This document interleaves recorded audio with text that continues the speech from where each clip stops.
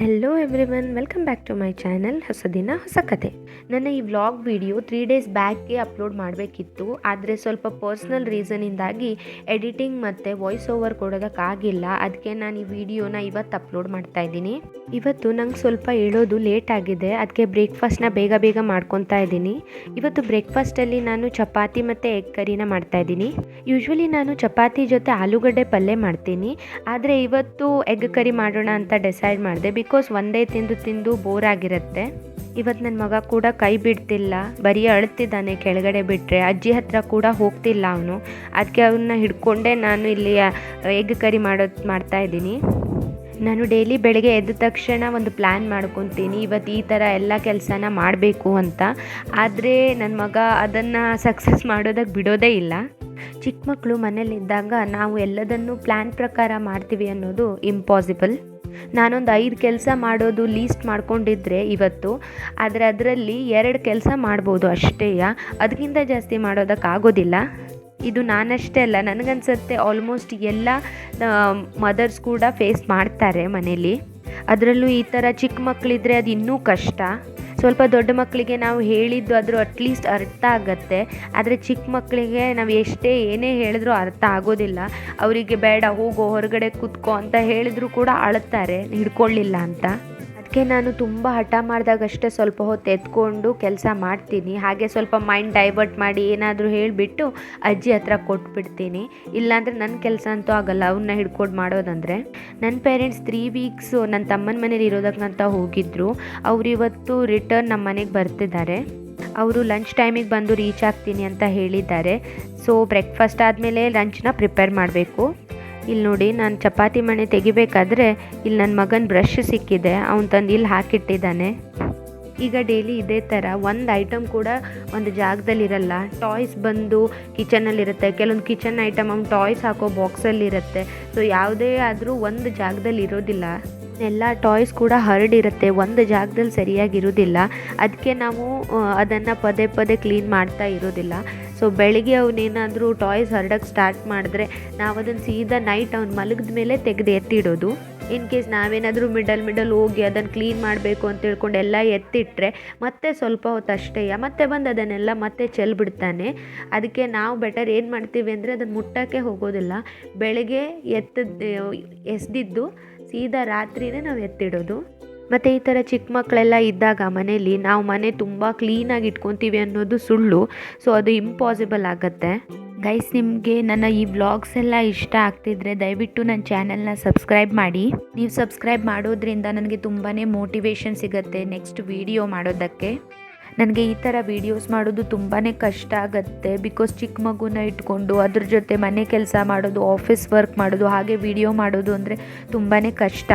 ಆದರೆ ನೀವು ನನ್ನ ಚಾನಲ್ನ ಸಬ್ಸ್ಕ್ರೈಬ್ ಮಾಡೋದ್ರಿಂದ ನನಗೆ ಇಷ್ಟು ಕಷ್ಟಪಟ್ಟಿದ್ದಕ್ಕೂ ಸ್ವಲ್ಪ ಸಾರ್ಥಕ ಆಗಿದೆ ಅಂತ ಅನಿಸುತ್ತೆ. ನೀವು ನನ್ನ ಚಾನಲ್ನ ಸಬ್ಸ್ಕ್ರೈಬ್ ಮಾಡಿ ನನಗೆ ಸಪೋರ್ಟ್ ಮಾಡ್ತಾ ಇರಿ. ಇಲ್ಲಿ ಎಗ್ ಕರಿ ರೆಡಿ ಆಗಿದೆ. ಸೊ ನಾನು ಚಪಾತಿ ಮಾಡೋದಕ್ಕೂ ರೆಡಿ ಮಾಡ್ಕೊತಾ ಇದ್ದೀನಿ. ನಾನು ಚಪಾತಿನ ಡೈರೆಕ್ಟಾಗಿ ದೊಡ್ಡ ಚಪಾತಿಯಾಗಿ ಮಾಡಲ್ಲ. ಅಂದರೆ ಫಸ್ಟ್ ನಾನು ಸಣ್ಣ ಪೂರಿ ಥರ ಮಾಡ್ಕೊತೀನಿ. ಅದಕ್ಕೆ ಸ್ವಲ್ಪ ಎಣ್ಣೆ ಹಚ್ಬಿಟ್ಟು 3 ಫೋಲ್ಡ್ ಮಾಡಿ ಆಮೇಲೆ ಮತ್ತೆ ಅದನ್ನು ಲಟ್ಸಿ ಮಾಡ್ತೀನಿ. ಯಾಕಂದರೆ ಈ ಥರ ಮಾಡೋದ್ರಿಂದ ಚಪಾತಿ ಸಾಫ್ಟ್ ಕೂಡ ಇರುತ್ತೆ ಮತ್ತು ಅದರಲ್ಲಿ 3 ಲೇಯರ್ಸ್ ಥರ ಬರುತ್ತೆ. ಇನ್ ಕೇಸ್ ಏನಾದರೂ ಚಪಾತಿ ಮಿಕ್ಕಿದ್ರೆ ಅದನ್ನು ನಾವು ಮಧ್ಯಾಹ್ನ ಆಗಲಿ ಅಥವಾ ನೈಟ್ ಆಗಲಿ ಯಾವಾಗ ಬೇಕಾದ್ರೂ ತಿನ್ಬೋದು, ಅದು ಅಷ್ಟು ಸಾಫ್ಟ್ ಇರುತ್ತೆ. ಆದರೆ ಇದಕ್ಕೆ ಸ್ವಲ್ಪ ಕೆಲಸ ಜಾಸ್ತಿ, ಡಬಲ್ ಕೆಲಸ ಆಗುತ್ತೆ, ಆದರೆ ತಿನ್ನೋದಕ್ಕೆ ಮಾತ್ರ ಚೆನ್ನಾಗಿರುತ್ತೆ. ಸೊ ನಾನು ಲೇಟ್ ಆದರೂ ಪರವಾಗಿಲ್ಲ ಅಂತ ಹೇಳ್ಕೊಂಡು ಇದನ್ನೇ ಪ್ರಿಫರ್ ಮಾಡ್ತೀನಿ. ಫಸ್ಟ್ ನಾನು ಒಂದು ಚಪಾತಿನ ಮಾಡಿಬಿಟ್ಟು ನನ್ನ ಮಗಂಗೆ ಕೊಟ್ಬಿಡ್ತೀನಿ. ಬಿಕಾಸ್ ಆಲ್ರೆಡಿ ತುಂಬ ಲೇಟ್ ಆಗಿಬಿಟ್ಟಿದೆ. ಅದಕ್ಕೋಸ್ಕರ ಅವನಿಗೆ ತುಂಬಾ ಹಸುವಾಗಿದೆ ಅನಿಸುತ್ತೆ, ಅಳ್ತಾನೇ ಇದ್ದಾನೆ ಆವಾಗಲಿಂದ. ನನ್ನ ಮಗನಿಗೆ ಅಜ್ಜಿನೇ ಬ್ರೇಕ್ಫಾಸ್ಟ್ ತಿನ್ನಿಸ್ತಾರೆ. ಅಲ್ಲಿ ತನಕ ನಾನು ಮಿಕ್ಕಿರೋ ಚಪಾತಿನ ಮಾಡ್ಕೊಂಡು ಬಿಡ್ತೀನಿ. ಹಾಗೆ ನಾನು ಮತ್ತು ನಮ್ಮ ಅಜ್ಜಿ ಒಟ್ಟಿಗೆ ಬ್ರೇಕ್ಫಾಸ್ಟ್ ಮಾಡೋ ಕೂತ್ಕೊತೀವಿ.